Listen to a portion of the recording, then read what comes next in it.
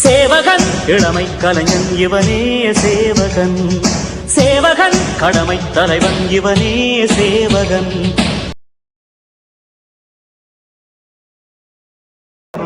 நீங்க நினைக்கிற மாதிரி அந்த மாதிரி ஒரு செயல் வந்து அப்படிப்பட்ட நபர் நான் நல்லன்னு பார்க்கலாம். 2021ல இதுக்கும் இந்த டிஃபரன்ஸ் அதுல ஃபார் டிஃபரன்ஸ் இருக்குல்ல, நீங்க ஒரு கருத்து வெளியிட்டிருக்கீங்க, அதுல தேர்தல் முடிவுகளோட இப்போ ஒத்து போச்சு அப்படிதான்.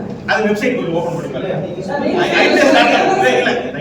its.com.in ஓபன் பண்ணி பாருங்க. 2021 திமுக கூட்டணி 131 நினைக்கிறேன் சொல்றேன். அது என்ன 131 அதுல கரெக்டா வந்திருக்கு பாருங்க. திமுக இண்டிவிஜுவல் 131 ரொம்ப அரசியல் பேசணும். ஷார்ட் டர்மா எந்த அடிப்படையில் இந்த சர்வே எடுக்கப்பட்டது என்னோட கேள்வி.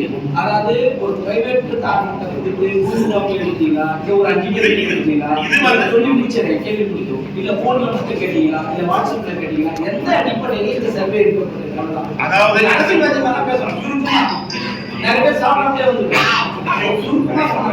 அதாவது கிட்டத்தட்ட 4வது ஆய்வு கிட்டத்தட்ட 35,126 நபர்களை சந்திக்கப்பட்ட தரவுகள்.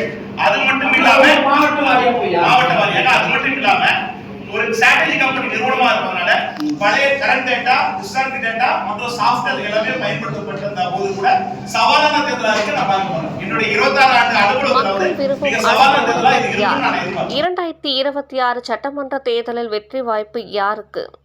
தமிழக மக்கள் மனதை ஈர்த்த தலைவர்களில் முதல் 3 இடங்களை பிடித்தவர்கள் யார் போன்ற கேள்விகளுக்கு ஐடிபிஎஸ் தேர்தல்கள ஆய்வாளர் திருநாவுக்கரசு 234 தமிழக சட்டமன்ற தொகுதிகளில் ஆய்வு மேற்கொண்டு சென்னை பத்திரிகையாளர் மன்றத்தில் செய்தியாளர்களை சந்தித்து வெளியிட்டார்.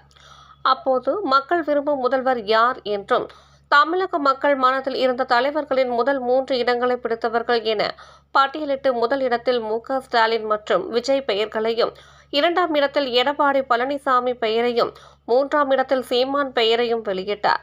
இதனால் பத்திரிகையாளர் ஒருவர் நீங்கள் திமுக கைகூலியா என்று கேட்டதற்கு என் உழைப்பை தவறாக கணிக்காதீர்கள், இது என் 63வது கள ஆய்வு, இதுவரை என் ஆய்வுகள் பெரும்பாலும் சரியாக இருந்துள்ளது என்று பத்திரிகையாளர்களிடம் கூறி பத்திரிகையாளர் சந்திப்பை நிறைவு செய்தார்.